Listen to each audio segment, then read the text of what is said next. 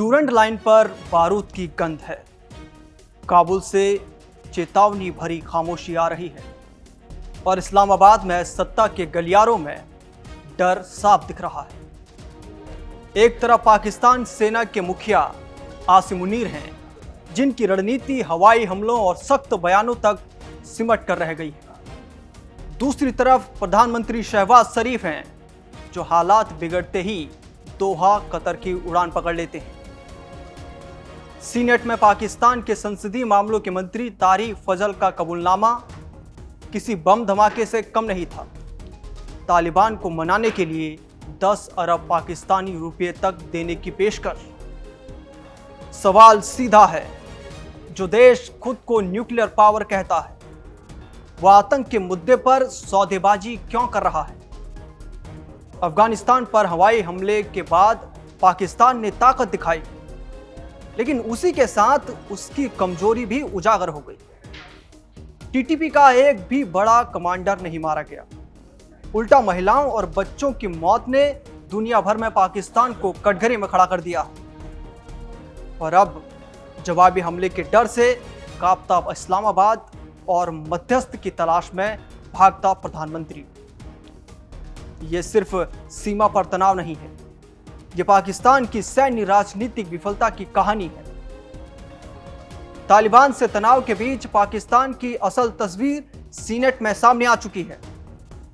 मंत्री तारिक फजल का बयान इस बात का खुला सबूत है कि इस्लामाबाद अब ताकत की भाषा नहीं, सौदेबाजी की भाषा बोल रहा है।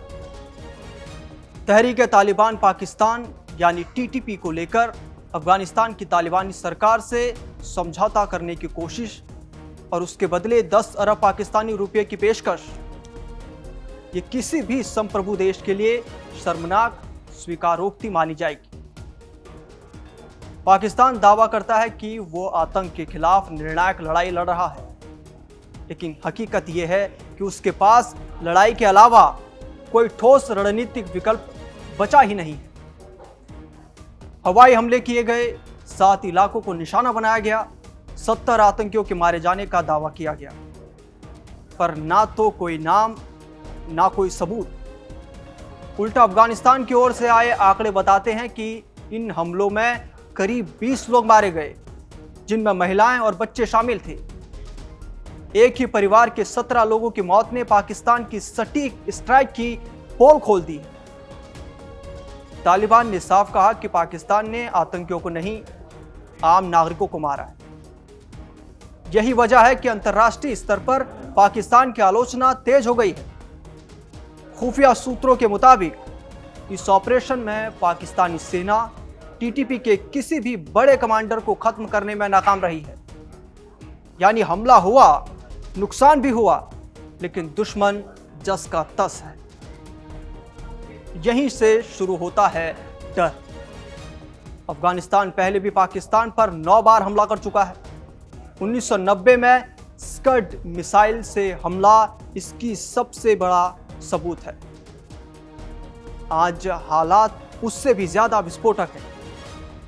डूरंड लाइन पर तालिबानी सेना का जमावड़ा, स्पिन बोल्डक और बाजौर जैसे इलाकों पर संभावित हमले की आशंका, इन सब ने इस्लामाबाद की नींद उड़ा दी है। और जब डर हावी होता है, तब फैसले भागते भागते होते हैं। यही वजह है कि शहबाज शरीफ अचानक कतर पहुंच जाते हैं। पिछले 5 महीनों में तीसरी बार। यह कोई सामान्य कूटनीतिक यात्रा नहीं है, यह डैमेज कंट्रोल मिशन है। पाकिस्तान चाहता है कि कतर तालिबान पर दबाव डाले ताकि जवाबी हमला रोका जा सके। कतर में तालिबान का राजनीतिक कार्यालय है और पहले भी वही मध्यस्थ बनकर सीज फायर कर चुका है। अब इस्लामाबाद फिर उसी दरवाजे पर दस्तक दे रहा है, इस बार ज्यादा घबराहट के साथ। लेकिन मामला यही खत्म नहीं होता। पाकिस्तान के भीतर ही शक की सुई कतर की तरफ घूम चुकी है। पाकिस्तानी सेना और नवाज शरीफ के करीबी माने जाने वाले नजम सेठी का दावा है कि इस्लामाबाद को शक है कि कतर पर्दे के पीछे से टीटीपी को समर्थन दे रहा है। और दलील कतर के चैनल अल जजीरा की रिपोर्टिंग है, जिसमें हमलावरों को फाइटर कहा जा रहा है। यानी एक तरफ पाकिस्तान मदद मांग रहा है, दूसरी तरफ उसी देश पर शक भी कर रहा है। ये कूटनीति नहीं है, ये घबराहट है। तालिबान और पाकिस्तान के रिश्तों में कड़वाहट नई नहीं है। 2600 किलोमीटर लंबी डूरंड लाइन को तालिबान आज भी नहीं मानता। 2001 के बाद अमेरिका को एयरबेस देने का फैसला भी तालिबान कभी नहीं भूला। उसके ऊपर अब जो पाकिस्तान है, उसकी अपनी आंतरिक विफलताओं का ठीकरा काबुल पर पाकिस्तान फोड़ रहा है। यही आरोप तालिबान बार बार दोहराता रहा है। टीटीपी के हमलों से पाकिस्तान अंदर से हिल चुका है। सेना और सरकार दोनों दबाव में हैं। आसिम मुनीर के लिए यह सबसे बड़ी परीक्षा है, क्योंकि शक्ति दिखाने के बावजूद नतीजा शून्य है। और शहबाज शरीफ उस संकट के समय मोर्चे पर खड़े दिखने के बजाय मध्यस्थों के सहारे समाधान ढूंढते नजर आ रहे हैं। सवाल यही है, क्या पाकिस्तान सच में जंग नहीं चाहता, या वो जंग लड़ने की हालात में है ही नहीं? क्या तालिबान से सौदेबाजी ताकत का संकेत है या कमजोरी का? आज की तस्वीर साफ है। डरा हुआ सैन्य नेतृत्व, दबाव में राजनीतिक सत्ता और सीमाओं पर तैयार खड़ा तालिबान। अगर हालात यूं ही रहे तो यह तनाव सिर्फ सीमा तक सीमित नहीं रहेगा।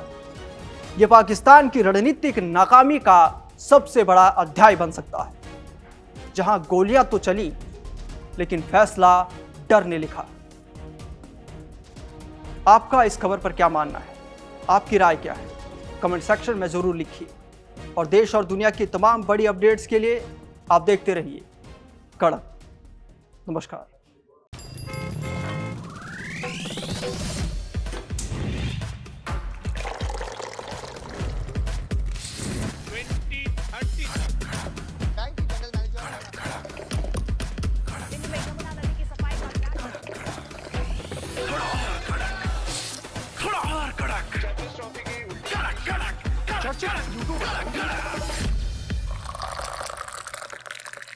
ये कड़क है।